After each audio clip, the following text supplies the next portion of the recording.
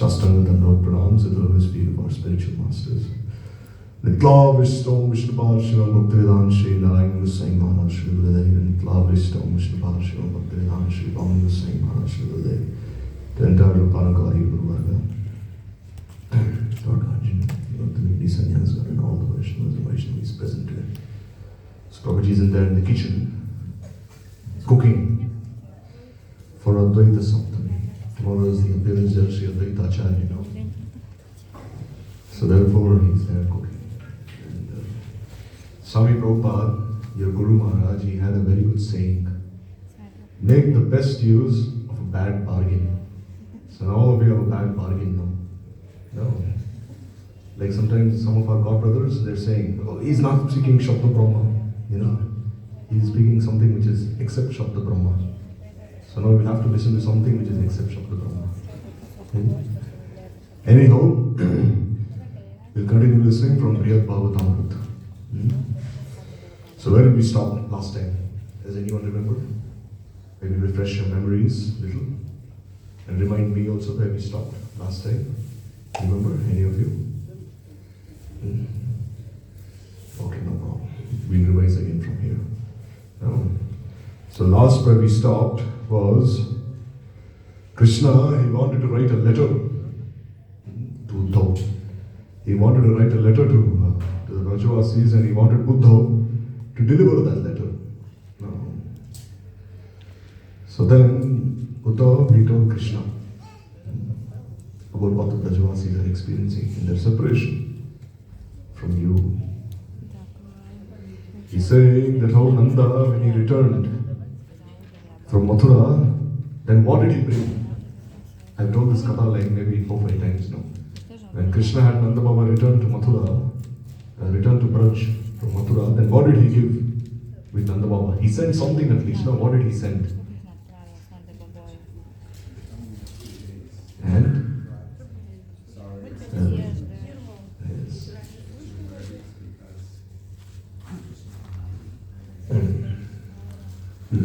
So you see, Krishna, Nanda Baba, he sent these clothes and ornaments.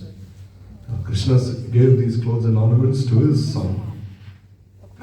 Krishna gave it to his father, Nanda Baba. And Nanda Baba, he brought them back to Braj. And Mother Yashoda, when she saw that her son was not present, she was devastated. But then Nanda somehow he pacified her and told her that you wear these clothes and ornaments, and our son, he will very soon return. He will return quickly. So by the time he returns, you'll have to wear these clothes and ornaments. And when he returns, and when he sees all of you dressed in these saris and ornaments, then he'll be very, very happy. So then, all the Brajavasis, they adorn themselves with those clothes and with those ornaments. So Shri Uddhav said, the simple-hearted Brajavasis, they believed in the words of Nanda, and considering the matter of your brain, wore those ornaments on their bodies. So Uddhav was saying, Krishna, those Brajavasis are very simple. They're not like what you think of them to be. Means hard-hearted. Their hearts are softer than butter. They cannot tolerate even the slightest moment of separation from you, and now that you have left them for so many years, 1 year of separation, can you imagine how long it is for the Brajavasis, how painful it is, how anguishing it is. But then here Krishna, he has left Braj more than 100 years now. So those 100 years, they're like billions and trillions of years of separation for the Brajavasis. Jiva Goswami explains in his Gopal Champu that even when Krishna was in Mathura and Dwaraka, Nanda Baba, he would send some messengers, some dutas. He would send some messengers, and these messengers, they would go to Dwarika, and then whatever prasad the Brajavasis had cooked for Krishna, they would carry it and give it to Krishna. And Krishna, he would give some message to these messengers, and they would bring that message back and inform Nanda Baba. So this is how the transaction took place, to and fro. Because Krishna, he will not eat anything that even the Dwarakavasis will prepare. He will not eat. Maybe sometimes Mother Rohini, what she is cooking, he will eat. He only eats what the Brajavasis cook. So Yashoda Maya and the other elderly gopis, they cook something nice for him, which he likes very much. and they send it through these dutas. And these messengers, they go and give it to Krishna, and Krishna eats that. And then somehow he feels satisfied. And then he tells Krishna, he tells his father that I'm in Dwaraka now, I performed such and such Leela. Like in Gopal Chambu, Jiva Goswami describes that when Krishna got married to Rukmini, and when Nanda Baba received word of this from the messengers, and he was so proud, Nanda Baba, that look at my son. He married this very beautiful lady, this very beautiful princess of Vidarbha. He was so proud that my son now, he's a king in Dwaraka. So this way somehow these words would pacify him. But now Uddhava was saying, you have to go, return Krishna quickly. So they had faith that when Krishna came to Braj, upon seeing them wearing the clothes and ornaments sent by him, he would consider them to be obedient and then would show more mercy. So they're thinking that Krishna sees us dressed in these clothes and he'll be more merciful to us. However, he did not personally go there but sent a message through me. Therefore, Krishna, know that the Vrajavasis have nearly passed away. Somehow their words are pacified, their hearts are pacified by this one promise you made. So what was that one promise Krishna made to the Vrajavasis? That I will return the day after tomorrow. So he made that promise. In Braj there is a place called Parsoli Gram. Parsoli Gram is near Chandrasarovar, near Betagaon. So in Parsoli Gram, if you break it down, Parsoli in Braj Bhasha means Parso, means the day after tomorrow. So Krishna, it was there that he promised all of them, that if not tomorrow, then I will return the day after tomorrow. So only these words, only this promise that he had made was giving life to the Brajavasis. Or else they would have left their bodies long ago. So those Brajavasis have forsaken everything pleasing to obtain you. So ask your elder brother Baladev about their pitiful condition. So Uddhava is saying, which better person? Who is better to speak than Baladev himself? You ask Baladev, he knows everything. Why? Because who is Baladev? He is Ashraya Vigraha. No. Technically it is said that he is Vishaya Vigraha because Baladev Prabhu is a plenary expansion of Krishna. Krishna, he expands himself into Baladev and Baladev expands himself into the Chaturvyuha and the Purusha avatars. We listen to all this tattva tomorrow on Advaita Saptami. But here we must know that Baladev actually, he is the abode of this Brajaras. Because whatever we see in Brajabhumi, the abode of Braj itself has manifested from Baladev. And except for the Kaya Vyuha Sakis of Srimati Radhika, all the Parshads of Krishna, like those in Dasyaras, like Raktak, Patrak, those in Sakyaras, like the Priya Narma Sakhas, and the Priya Sakhas, the Narma Sakhas, the Sakhas, and even Nanda and even Yashoda. Yashoda, we can say she is like an expansion of Srimati Radhika. But Nanda Baba and all the other Gopas also, they are all expansions of Baladev Prabhu himself. So because they are all expansions of Baladev Prabhu, where are they getting this bhav from to serve Krishna? Who is giving this bhav? It is him. So he is the root. He is like the ocean of all these different bhavs. So whatever Nanda Baba is experiencing, whatever all the other sakhas are experiencing, whatever all the other servants are experiencing, he is experiencing those bhavs in his own heart. No, like if a child feels any pain, then the mother also feels that pain. No. Like Gurudev gives an example, he speaks of one story that one son, he was traveling in a ship from India to some country in Europe or somewhere. So when he was traveling in that ship, then the ship started to drown. And when the ship started to drown, the son, he started calling out to his mother, "Oh mother, mother, please, I'm drowning, I'm drowning." So then this lady, she had a dream in which she saw her son drowning in that ship. So when she had that dream, immediately she called out to who? To Bhagavan, saying, "Bhagavan, please protect my son. He's going to die." So then somehow that child, he was saved, that son, and the ship didn't drown. So in this way, when the Brajavasis are crying out in pain, then who is listening to all these prayers? It is Akhanda Guru Tattva, Baladev Prabhu. Like even when the sadhaka sincerely calls out to Krishna, if he sincerely prays from the core of his heart, then who listens to those prayers? Vinishri Guru. Why? Because Yadyapi Amar Guru Chaitanya Das Tatapi Janiyo Ami Tahara Prakash. That although my Guru is a servant of Sri Chaitanya Mahaprabhu, still I know that he is a non-different manifestation of Sri Chaitanya Mahaprabhu himself. No. Siksha Guru to Janir Krishna Swarup Antaryami Bhakta Shrest Kei Dui Roop. Bhagavan, he manifests himself as the Antaryami and as the Siksha Guru himself. No. So Baladev Prabhu, he is the Antaryami present in the hearts of all Brajavasis. And he's listening to all their prayers. So Uddhav is saying, who better to ask Krishna than you ask your elder brother? You ask your elder brother Baladev. He will say what the Brajavasis are experiencing. Even I cannot say. Because Uddhav, whatever he is speaking now, he is only speaking theoretically. He is not speaking from practical experience. Why? Because we heard this the previous day. He is a Gyani Bhakta. No, he was in Mathura. He was educated by Brihaspati. It was for this reason that Krishna sent him there to Braj in the first place. That go to Braj and become learned. No, introduce yourself to the Brajavasis and become realized in the prem that they have for me. Without this prem, Uddhav, you cannot really please me. In Mathura, who is there to pacify Krishna? There is no one. No. Like yesterday in Vishnupriya Devi's appearance, it is said that Vishnupriya Devi, when she was feeling separation from Mahaprabhu, what would she do? She would take 1 grain of rice, wash it with the tears of her eyes, chant the Mahamantra. She would offer it to Mahaprabhu, and in this way she'd have like a handful of grains. No, every grain washed by the tears of her eyes. Her renunciation was even more than the renunciation of Mahaprabhu himself.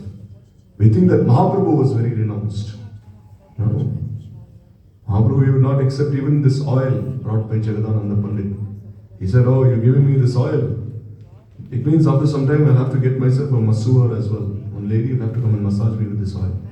When Jagadananda saw this, he took that pot and threw it on the ground. Then he brought a nice bed for Mahaprabhu, like some cushion. Mahaprabhu said, no. Sannyasi, how can you sleep on this? Mahaprabhu was so strict. But Vishnupriya Devi, she was even more austere than Sri Chaitanya Mahaprabhu himself. And whatever bhoga she had offered, that prasad, she would give it to Sachidevi. And Sachidevi would offer a little to Vamsivardhananda Thakur, a little to Ishan Thakur, and then she would give a little to Vishnupriya Devi themselves. And they would honor very little. Because if one is really feeling separation from your beloved, from your Prabhu, then will you like eating anything? Will you like even drinking water? Like let's say, a mother is separated from her son. If she's separated from her son, and if you give this mother whatever things you can find in the market, like rasgullas, all these very tasteful things, will she like it? She'll throw them away if she really has love for her son. No, it's not that she'll eat all of that. She'll throw everything away. Similarly here, Vishnupriya Devi, Sachidevi, even if someone would come and offer them like the 56 kinds of bhoga, will they accept anything? Never. They are only accepting a little. Why? Because Mahaprabhu himself would appear in a spurti and pacify them. He would tell them that know that I am coming and accepting your bhoga. I am accepting everything that you are offering. He would in a spurti reveal himself to them, and this way they would somehow maintain their lives. So who was there to pacify Vishnupriya Devi? No one. No, Mahaprabhu, he had so many associates. In the Gambhira, he had 3.5 associates. In Puri, he had so many devotees. But for her, no one. Similarly, Krishna's case in Mathura, you see that there's no one there to help Krishna. There's no one there. Who can understand his moods? Only Rohini Devi. And Rohini Devi also, he cannot confide her heart to her fully because she is in Vatsalya.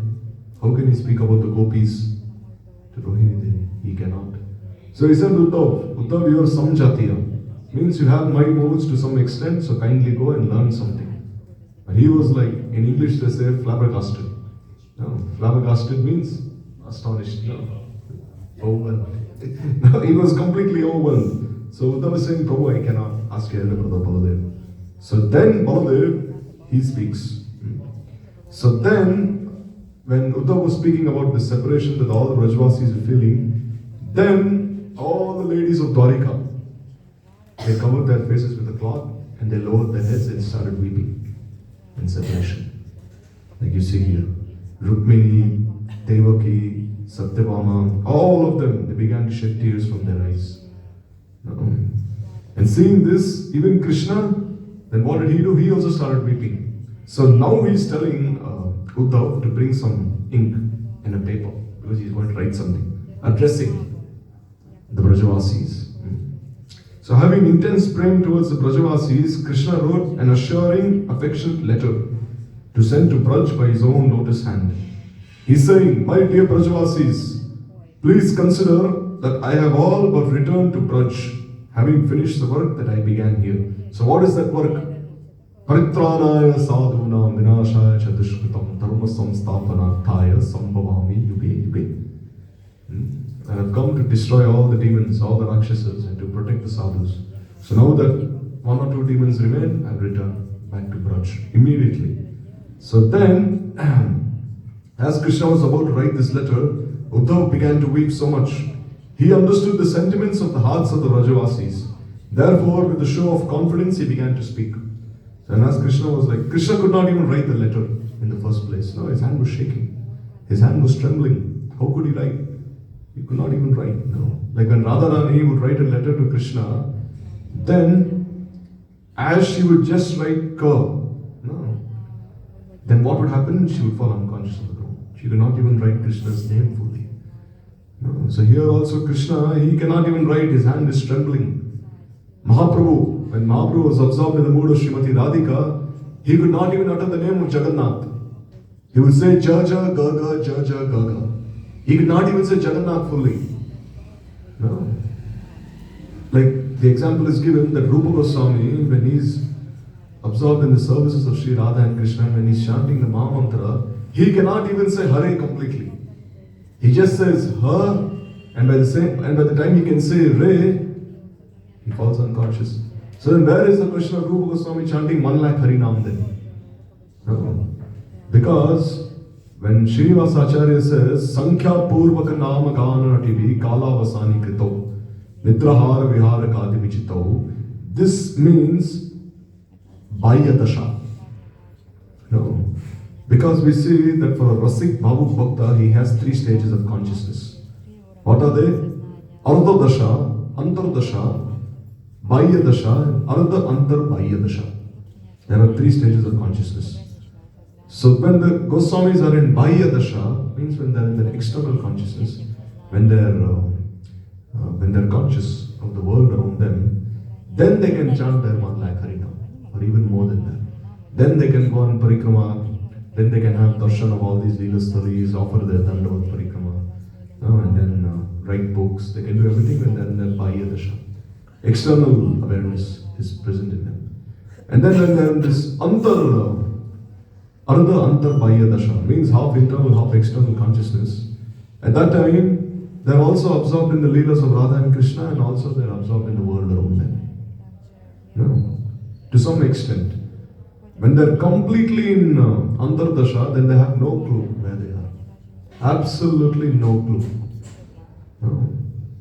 Like Raghunath Das Goswami, one person, he came from this, when Raghunath Das Goswami was in Antar Dasha, then one person, he came from this place, Sakistali. Sakistali is the village of Chandravali. So he bought some charch, some buttermilk for Raghunath Das Goswami. So when he brought this buttermilk to Raghunath Das Goswami, then Raghunath Das Goswami asked this person, where are you from? Because that leaf that was used as a container, that resembled a tree which was found only in Sakistali. So then he asked him, where are you from?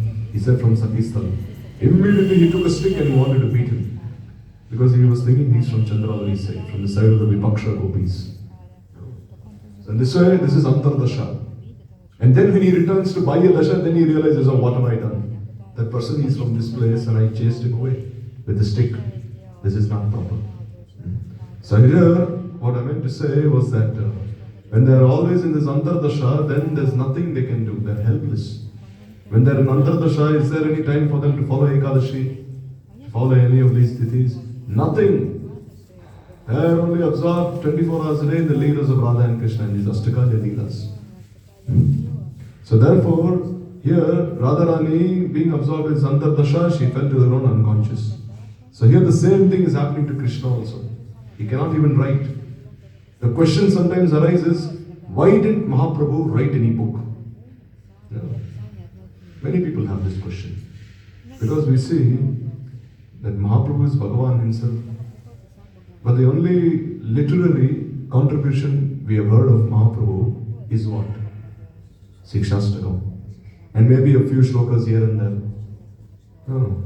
It's Gopi Partupada Kamalayo Dasa Dasa Anudas. And some other shlokas like Na Prema Gandospi Tarpo Meharo. And then some other ones.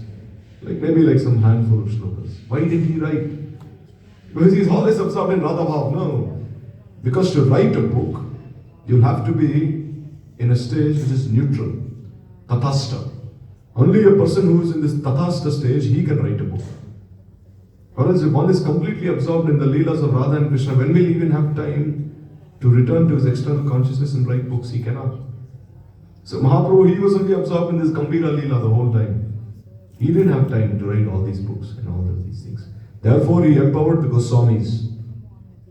He empowered Rupa Goswami, Sanatana Goswami. They wrote. Because they were conscious to some extent. That also to some extent, they were conscious. That's why it is said that Rupa Goswami has given to us even more than what Rupa Manjari has given. No. Because Rupa Manjari, even she will not disclose all these leelas of Radha and Krishna to the conditioned souls. Because what is the meaning of being a gopi? Gopi means gopanta. Means one who conceals her moods. They will never openly express the bhavs that Radharani has for Krishna. Like once, one Sakhi of Chandravali, Padma, she told Lalita that, oh Lalite, my Sakhi Chandra, she had darshan of Krishna from head to toe. In the Kunja. In this Nibrit Nikunj of Chandravali, she saw Krishna from head to toe. From his peacock feather to his lotus feet. And she's so mesmerized by his beauty. So why was Padma saying this to Lalita? To make her jealous. Because Lalita is a Sakhi of Radharani. Then Lalita, she tells Padma that, oh, my Sakhi Radharani, she just looks at one part of Krishna's form, she just looks at his feet, or if she looks at his hands, then what happens? Her eyes become transfixed at that particular limb of Krishna's body. And she cannot even move her eyes away from Krishna's body. She doesn't say anything else, Lalita. She doesn't say how Krishna and Radha meet each other, how they engage in many confidential leelas, nothing. She just says that Radharani looks at one particular limb of Krishna's body and her eyes become transfixed. This way they're always hiding. Like sometimes Shama Sakhi, Shamala, she comes to Radharani and she says, oh Radhe, can you describe your previous meeting with Krishna to me? Because Shamala Sakhi, she is favorable to Radharani. No, she's like Suhrit Sakhi. So then Radharani, she says, oh Shame, what can I say? As soon as I look at Krishna, I just fall unconscious to the ground. I cannot even contain those feelings of joy that arise within my heart. So even Radharani will not speak openly of her praying to those Sakhis who are favorably inclined to her. And Rupa Manjari, will she speak? Never. But Rupa Goswami, what has he done? He has openly described all these bhavs that the Sakhis have, that the Manjaris have, everything. If you read Ujjal Leelamani, then you can see such a detailed explanation of all these different terms that are used in Rasa Shastra. What is Bhav, what is Prem, what is Ruda Bhav, what is Adiruda Bhav, what is Modan, what is Madanakya Mahabhav, what is Sneha, what is Man, what is Rag, what is Pranay. Everything he has described in Ujjal Leelamani. Because he's present. In one eye he's seeing the Aprakrit Brajlila, and with one eye he's also seeing the Leelas. He's also writing these books. So in this way, Krishna, being absorbed in this Antardasha, he cannot write anything. He's not able to bring himself to that state of external consciousness. So then Uddhav said, Prabhu, what are you doing? You're writing a letter. In spite of me describing the separation of all the Brajavasis, you're still writing a letter. Please just go there. The Brajavasis will only be happy if you can place your lotus feet in their abode. So why is Sanatana Goswami emphasizing on this separation so much to all the readers? Why? Because as sadhakas, we have never seen Krishna in the first place. No? We can only cultivate this viraha within our hearts, not the mood of meeting. Because the mood of meeting only takes place when one has been with Krishna. So when we haven't been with Krishna in the first place, then how can we possibly cultivate this mood of meeting, sambho? Since we haven't seen Krishna, since we haven't been with him in the first place, the only bhav that we can hope to cultivate is the bhav of viraha. No. Like the example is given that if there's one lady, no. If a lady is supposed to marry another person, then what will happen? According to Vedic tradition, the parents, they arrange for the marriage between a husband and a wife. And even they're not able to see each other also. Like the parents, sometimes the husband, this lady and the gentleman, they don't even see each other. Even without seeing each other also, somehow the marriage is finalized. But sometimes when the parents come and tell the lady that, look, you're supposed to marry such and such person at this particular tithi, this particular date. So then the lady, she starts visualizing who her husband is. No, she starts visualizing that he's like this, he's like that. Why? Because her parents, they tell her about all his qualities. Or that your soon-to-be husband, he's very generous, he's very kind-hearted, he likes such and such things, he wears such and such kind of clothes. So as they're telling all these things to that lady, she starts visualizing about her husband. And sometimes they come and tell her, oh, your soon-to-be husband, your spouse, he's very sick and he's very ill. So then this lady, she starts trembling in fear. Oh, he's very sick, he's very ill. And then she's like thinking, oh, I have to pray to Krishna, to Bhagavan, that he recovers very quickly. So in this way, although she hasn't seen him in the first place, she hasn't seen him directly, but still she's cultivating these bhavs. She's cultivating these moods. Because eventually she will be with him. Eventually she will be with him, the marriage will take place, she'll have children with him, and she'll have like a lifelong bond of matrimony with him. So similarly, the sadhakas also, the aspiring sadhakas, even though they haven't seen Krishna, they listen from Hari Guru Vaishnavas, they listen from the Shastras about the descriptions of Krishna's Naam, Rup, Gun, Lila. They listen. Shri Guru, the devotees, they tell us, how is Krishna? He is very merciful, he is very beautiful. He always likes playing on his Vamsi. His most beloved is Srimati Radhika. He always stays in Vrindavan Dham. He's always playing in the caves of Giriraj. In this way, although the sadhakas have not seen Krishna, they don't have any clue of how he looks like. Still, by listening, what happens? Then gradually, this image of Krishna, how he looks like, becomes instilled in the heart. No, because why? Because in the Brahma Samhita, what has been said?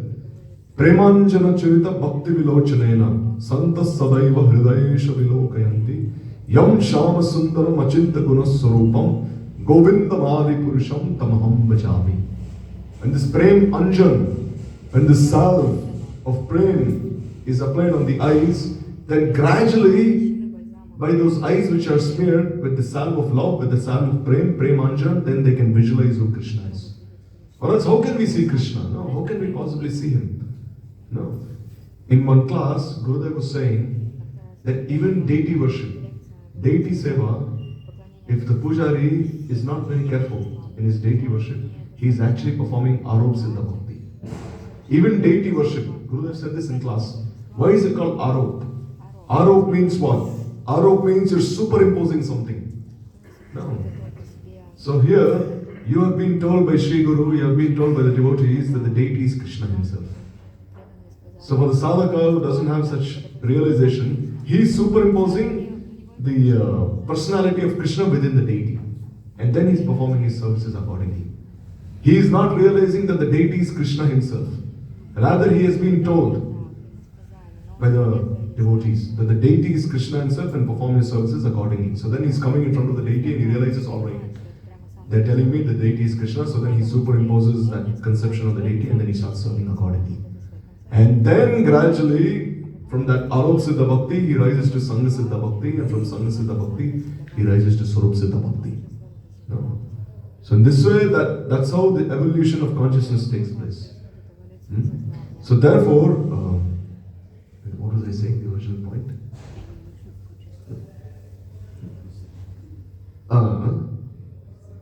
Arup Siddha Bhakti, I just spoke that now. No? I just lost like my train of thought. So I was saying that the sadhakas, they were like, they're absorbed. What was I saying? They can see without the sound. Oh, exactly. He's been listening. Okay. That's very keenly. So here, I'm saying that the sadhaka, when he smears his eyes with the salve of love, Premanjana Chudita Bhakti Vilochanena, then he can see that image of Krishna within his heart. So here, then, Uddhav said, Prabhu, please go there. You see, even when the Brajavasis, here the question arises that since the Brajavasis are always seeing Krishna within their hearts, then they should be pleased with that revelation. No. If they're always seeing Krishna within their hearts, then what need is there for Krishna to appear in front of them directly, personally? What need is there? They can just be happy with whatever darshan they're receiving of Krishna within their hearts. Why should they desire that Krishna come in front of me, reveal himself to me? Why? If you tell any Brajavasi that you meditate on Krishna within your heart, will he be happy?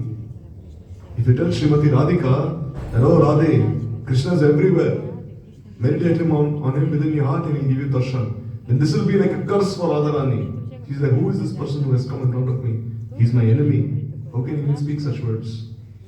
No. So here the Brajavasis, they don't desire spurti. They desire direct darshan. No. Like we see when Gopakumar went to this Maharshi Lok, there he met the Navayogendras. There he met Pipalayam Rishi. And Pipalayam Rishi, he told Gopakumar that why do you always wish to have the darshan of Bhagavan? Rather than having the darshan of Bhagavan, you see that Bhagavan within your heart, within your consciousness. Because Pipalayam Rishi, he was saying that the eyes are the localized parts of one's body. What is the meaning of the eyes being localized? Means the eyes are situated here on our face. No, these two parts are the eyes. So when we look at Krishna, we cannot possibly experience the entire beauty of Krishna just by our eyes. Because the eyes are material actually. So we can only look at one part of Krishna, and then whatever we have seen from that one part of Krishna, we can relish. We cannot see the entire form of Krishna with these two eyes. Because the form of Krishna is transcendental. But by the mind, one can visualize the entire form of Krishna. Why? Because the mind is called Chaitanya Bhas. It is called a semblance of consciousness. So by the mind, what can happen? He can visualize the entire form of Krishna, and Krishna also, he can transmit that level of transcendence which is inherently present within him to that extent that the mind elongates itself. The mind, to that extent that the mind elongates itself, to that extent Krishna's image can be perceived by the mind. So Pipalayam Rishi, he told Gopakumar, try visualizing him within your mind by meditating on him. So Gopakumar was happy. But still, Gopakumar was thinking, what is this Pipalayam Rishi telling me? He's telling me to meditate on him, I'm not happy with this. And then when his Guru Jayanta again came and told him to chant the Gopal mantra, then he started having darshan of Krishna. No? Sometimes he'd see Krishna here and there. So then he was happy again. So for those who are in the stage of like Swarup Siddhi, will they ever be happy with only spurtis? They'll want to have the direct darshan of Krishna. So therefore, then after Swarup Siddhi, Vastu Siddhi takes place. Because even when one is in the stage of bhav, one cannot have the direct darshan of Krishna. It is not possible. No, it is not possible. This body cannot resist those waves of prema. It cannot. This body cannot directly have darshan of Krishna. It is not possible. Because the body is made of 5 elements. No. Only one can have darshan of Krishna by his soul. So therefore, Vastu Siddhi is needed. And what is Vastu Siddhi? When one is born from the womb of an eternal associate of Radha and Krishna in Prakat Braj. And then one can have darshan of Krishna, and then after associating with the Nitya Siddhas, then he can go to Guru Braj and have darshan and take part in Krishna's leelas there. So here, Uddhava is telling Krishna, go there, Prabhu, kindly go there. Place your lotus feet there. Now Uddhav cannot even say anything to Krishna because he is in Dasyanas. He is thinking, how can I even tell him anything in the first place? Or else I am transgressing my etiquette. No, it's called Ullangan. If I say something out of context, if I even give him this order that go to Braj, then people will chastise me. So he's falling to his knees, and he's holding his hands, and he's saying, Prabhu, kindly go to Braj. So then, hearing this, Padmavati, the mother of Kansa, she said, oh stupid Devaki, I understand everything. Padmavati is saying that this Uddhav, he was present in Braj for 10 months and he's drank so much milk of the Brajavasis, he's eaten so much food given by the Brajavasis that now his intelligence has been defeated. Now he has no proper intelligence now. Now he's also become so sentimental like the Brajavasis. No, because Padmavati is very hard-hearted. She doesn't understand these bhavs. So she's saying, Devaki, can you not see? Stupid Devaki, she's saying. Why? Because Devaki, he is going to steal your son away. This Uddhav, who's actually a minister in our Dwaraka, is actually a spy of the Brajavasis. He is a Guptachar. He is actually spying on behalf of the Brajavasis. So he is going to steal your son away, Devaki. Don't let him steal your son away. Pay heed to my words. Listen to what I am saying. Padmavati, Padmavati is telling Devaki. She's saying that what these Brajavasis, what do they expect? They want your son to return to Braj. Why? Because in Braj there are very dangerous animals. And their cows are always very fearful of being attacked by these dangerous animals like lions, tigers, bears, and so on. So when your son goes back to Braj, then he will protect all these cows because your son is very strong. He's killed so many demons. So the Brajavasis know of his prowess. That's why they want your son back. So Devaki, look what Uddhav is doing. He's stealing your son away. Come to your senses now at least. She's saying. So then when Padmavati was speaking these words, then Rohini Devi, she said, Padmavati, what are you saying? In Braj, there are no fearful animals. There are no tigers, lions, or whatever you speak of. And even if there are such animals, they love each other. There's no question of them attacking each other. Like here, Rohini is saying, oh mother of Kansa, can the Brajavasis even think of appointing Krishna in this service looking after the cows? In fact, when Krishna wanted to go cow herding, Mother Yashoda was weeping so much. She didn't want Krishna to even leave. She held Krishna closely to her chest. No, she held him on the lap. Say, how can I let my son go? She held him tightly. And then Krishna saying, Mother, I want to go. Please let me go. I'm a Gopal. I'm a cowherd boy. No, let me go look after the cows and calves. But Yashoda held him strongly. Said, I will not let you go. So then Purnamasi Yogamaya, she came and she said, see, if you always keep your son on your lap, if you always hold him close to you, then he will never mature. And if he will never mature, then how will he ever come of age? No. How will he become an adult? He will always be a small boy. When he goes to the forest, when he falls to the ground, and when these thorns prick him, when these pebbles prick him, then what will they do?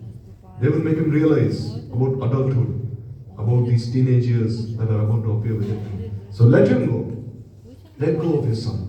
Let him go to the forest and look after the calves. So then gradually Mother Yashoda, she had to listen to Yogamaya, Purnamasi.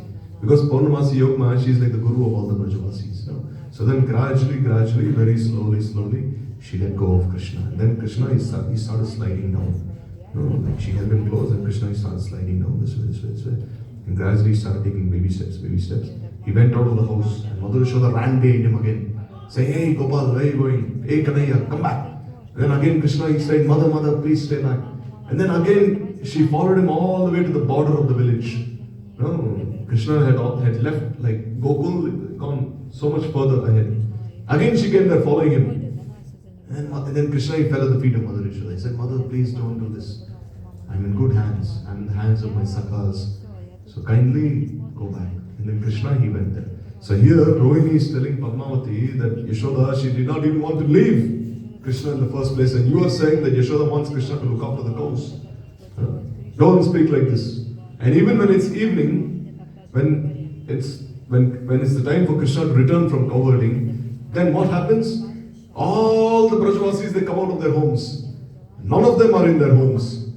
They all come out waiting to receive Krishna. And they're all coming and looking at the sky. Why are they looking up at the sky?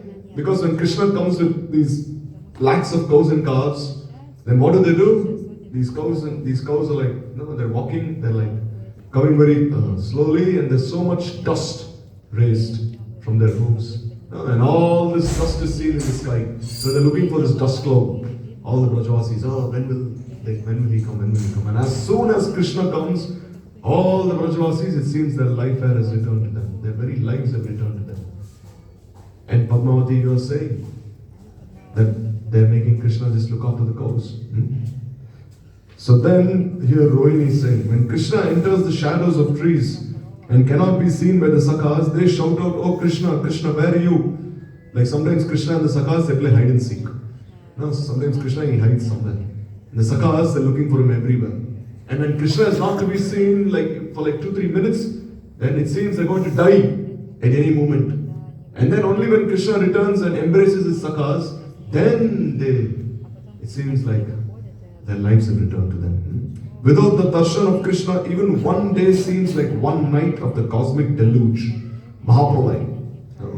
Mahapralaya is such a fearful occurrence. Can you imagine the entire world being inundated by water for one entire night? One entire night, the entire world is submerged in water. And one night is like so many years. So here for the Brajavasis, even such a night of pralaya is like very insignificant compared to the separation they're experiencing from him. To know the time Krishna is returning from tending the cows, they look intently at the sun at every moment and the path by which he returns. Furthermore, in the evening, when they hear the sweet sound of his flute, they become mad out of affection. When Krishna returns playing on his vamsi, then they become mad out of the separation. In fact, Krishna himself goes daily to wander and sport in the most charming Vrindavan on the pretext of grazing the cows with his brother Balaram and the cowherd boys. So here, Krishna is not going out to graze the cows as a matter of duty. He is only going out there to enjoy with all the sakhas, with all the cows. He doesn't want to look off. He's not going out there as though they're forcing him to leave in the first place. No. He wants to play with the sakhas. He wants to milk the cows. He wants to feed the calves. And ultimately, what does he want to do? He wants to meet the gopis in the kunjas of Vrindavan. That is why he is going cowherding. Not for any other reason. So in Vrindavan, there are many ponds. And the waters of the pond, they're so fragrant due to the scent of flowers, such as water lilies and lotuses. Those flowers keep quivering due to the humming of bumblebees and the play of intoxicated water birds. So here, Rohini is saying, "Oh Padmavati, you claim that there are many fearful animals in the forest. You claim. But here, I am saying that where are these fearful animals, violent animals? Actually here, there are only flowers blooming on these ponds, blossoming like jasmine, lotus flowers, and all these bees, they're buzzing around these flowers. And there are only birds there, chirping. There are only very gentle birds chirping there. There are no animals there. In Vrindavan, Yamuna ji is Brinda Devi's Sakhi, and she is gifted with such wonderful beauty that astonishes the heart of Krishna. So here Rohini is saying that when Krishna goes cowherding, he looks at the Yamuna and immediately he is inundated by these bhavs of love. Why? Because the Yamuna is actually the liquefied form of prem that the gopis have for Krishna. If the gopis' love was to ever melt and take a form, then what form will it take? Take the form of Yamuna. No, if the love of the gopis would melt, let's say hypothetically, the love of the gopis would melt and it would flow like a river, it would take the form of the Yamuna. So when Krishna is looking at the Yamuna, all this love and affection that the gopis have for him, he's being reminded of it. He's getting so much deeper. No, so here Rohini is telling them, she's telling Padmavati. That's why he's going there, to look at the beauty of the Yamuna, to look at the beauty of Kusum Sarovar, Mansi Ganga, and all these other places. So both shores of these rivers are full of clean, soft sand and covered by very delicate grass. So here she's saying that, Padmavati, you claim there are many stones and pebbles there. But here you look, the grass of the Yamuna is so soft, so delicate, and the sand there is so smooth. It's like butter there. So where are your claims? Your claims are completely unfounded. You claim that Krishna is walking on these forest paths covered by thorns and stones, but here you look. There's nothing there in the first place that can possibly give pain to him. Due to being naturally free of envy, various types of deer and birds who are always happy, they sport there. And which kind of animals are living there? Deer, birds. They will not do anything to your son. And on these shores, the creepers, trees, they're bowing down due to the burden of flowers, fruits, and buds, and enhancing the beauty of the Yamuna. And on both sides of the Yamuna, there are beautiful trees. And these trees are entwined by creepers, and honey is oozing from these creepers. And these creepers, they're like blossoming with so many beautiful flowers. And the branches of the trees are always lowered down. Why are they lowered down? Because they have such beautiful fruits there. And there, the entire forest is resounding with the sweet singing of peacocks and cuckoo birds. Peacocks are dancing, the cuckoos are singing. Where are your violent animals? So due to this enchanting beauty, even Brahma has glorified Vrindavan. So she's saying that even Dwaraka pales in comparison to the beauty of Braj. The beauty of Braj is so unsurpassed, unparalleled, that Dwaraka is like nothing, that even the demigods desire to take birth. In Vrindavan and Govardhan within Brajmandal, there is no apprehension of injury or theft of animals. So you are saying that Krishna has to look after the cows because the Brajavasis are scared that these cows may be stolen. But I have seen firsthand, I have witnessed firsthand that there is not even the slightest possibility of these cows and calves being stolen by anyone, or of them being injured by anyone. Nothing there. There's no one there who can possibly inflict harm on these animals. Therefore, in those places, there is no need of any guard to protect the cows. The animals such as cows and buffaloes are free to go to the forest early in the morning and consume grass and water. And in the evening, they return to their own places. Even without Krishna having to leave his home, these cows and buffaloes, they go out of their home, they go out of their places on their own, they go eat some grass, drink some water, and they return back on their own. There's no need even for Krishna to go there in the first place. Rather, he uses that as a pretext to play with his sakhas and the gopis. Rohini is telling Padma. So then Padmavati, she said, "Oh Rohini, you are speaking like a child. If this is the case, have we not heard that in the absence of a guard, all those cows and animals have nearly perished?" So Padmavati is saying, "Rohini, what you're saying is true. Then why am I listening from these messengers who have come from Braj that all these cows and calves have nearly died in the separation of Krishna? If what you're saying is true, then why are they dying there in the first place? They should have been happy." So then, as soon as Krishna heard these words of Padmavati, when Padmavati said that all these cows and calves have nearly died in separation, then Krishna, what happened? He became excessively pained, causing his lotus face to wither. So already Krishna was suffering so much now. And when he heard that my cows have nearly died, then his face began to wither away. He then began looking at the tear-filled face of Balaram. So then he looked in the direction of Balaram. Is this true? Is what she's saying, is it true? Brother, tell me. Because Baladev, he knew everything that was happening in Braj. So seeing this, Rohini Nandan Baladev, he understood the intention of his brother. And being unable to maintain his patience due to the remembrance of the land of Braj, he began to narrate all the incidents of Braj in clear words as he wept aloud. So as if looking for confirmation, Krishna looked towards Baladev Prabhu. And Baladev Prabhu, he just nodded his head, saying that Krishna, what she's saying is true. Without you, those animals are dying. Baladev Prabhu said, "Oh Krishna, what to speak of the cows, even your deer, birds, the trees of Vrindavan, the creepers, the groves, and the grounds covered with green grass, they have all sacrificed their lives for you. The ponds have dried up, and even the mountains are becoming lean and thin." Baladev Prabhu saying, "Krishna, without you, what to speak of these animals? Even the trees, even the creepers, even Giriraj has become like a little mountain. Even he has lost his stature. as the king of all mountains. The Yamuna has become dry, Mansi Ganga has become dry. This is the condition of every Brajavasi there. Oh brother Krishna, having trust in your words with the hope of having a darshan, they are somehow maintaining their lives. Therefore, don't desire to hear anything more than this. Don't desire to hear anything more. However, if you do not show mercy on the Brajavasis, then Yamraj, he will show mercy to them. Because only by his mercy will their distress and lamentation be pacified. So Krishna, if you don't go to Braj now, then who will show mercy to them? The god of death. And who is the god of death? Yam Maharaj. Means Brajavasis will die. Surely now. Somehow they maintain their lives more than 100 years. If you don't know now, they will die. What more is there to say about the condition of Braj? In Braj, the lake of Kalia was... So here, he's saying, in Braj, the poisoned lake of Kalia that you once freed from them, has become a cause of undue distress.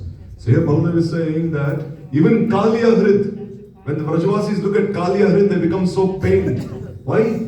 Because previously when Kalia was there, that entire place was full of so much poison. So the Brajavasis, whenever they're thinking about you in separation, they felt like jumping inside that pond. Because it was full of poison. But now that you've driven Kalia away from there, they cannot even jump inside that pond and give up their lives.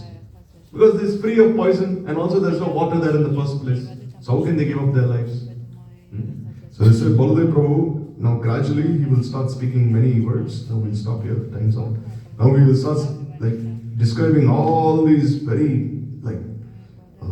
heart-rending sentiments of separation that the Brajavasis are feeling. Actually, there are only 2 more pages left. We finish the chapter. Even Yamuna has very little water left. She has almost dried up. Giriraj, who almost rose up to the heavens, now the same Giriraj is sinking down into the earth. What can I say about the condition of Braj? Even those who remain alive have given up their eating, drinking and sleeping. Their life force is not leaving them due to the fasting, due to the tasting of the nectar of your holy names. Krishna, they're only living alive because they're chanting your names. This is the only way they're maintaining their lives. And if you don't go now, then this forest fire of Viraha will consume them. Hearing these words, Krishna was troubled to hear the anxiety of the Brajavasis, caught hold of Balram's neck, and he began to weep like a broken-hearted person. Streams of tears washed away his bodily ointments. So when he heard Baladev Prabhu speak these words, he caught Baladev Prabhu's neck, and he just started weeping, and all that kajal that was smeared around his eyes, all those unguents which were smeared on his body, all those tears, they started flowing down his eyes, and they started washing away all those different ointments that were smeared on him. Oh mother, Parishit is telling. Then Krishna along with Baladev, he fainted and he began to roll on the ground. Seeing their distress, Rohini, Uddhav, Rukmini, Satyabhama and all the residents of the palace began to wail out again and again. So when they saw Krishna rolling on the ground, all the Dwarakavasis, they started shouting in pain. Upon hearing the astonishing sound of weeping coming from the palace, Ugrasen and all the other Yadavas ran to that place along with Vasudev, and they saw Krishna in that condition. So when they saw all the ladies weeping, all the other Dwarakavasis came running to that place. In this way, all the citizens and Brahmins such as Gargacharya were present there, and never seeing this incident before, they became agitated and began to weep. So all the Dwarakavasis who had never witnessed such prem, ever before, such transformations of prem in Dwaraka, they also started weeping. So this way the chapter ends, and Sanatana Goswami, now he will give us the essence of the first volume, which is the very essence of Braja Prem, the very essence of this book, Brihad Bahutamrit. So these feelings of viraha, these feelings of separation, they are so transcendental. If you read about them, it's like something is bound to enter your heart. Even though we're covered by so many anantas, something bound to enter such profound sentiments of prem. Like yesterday we were hearing, that even if one is not qualified, still if you will listen to all these leaders, a taste is bound to come, to relish this prajaras. So we'll stop here, and tomorrow is Advaita Acharya's appearance day. So we can hope that Advaita Acharya will give us the foundation needed, the platform that is needed to realize the gravity of these sentiments of viraha Separation.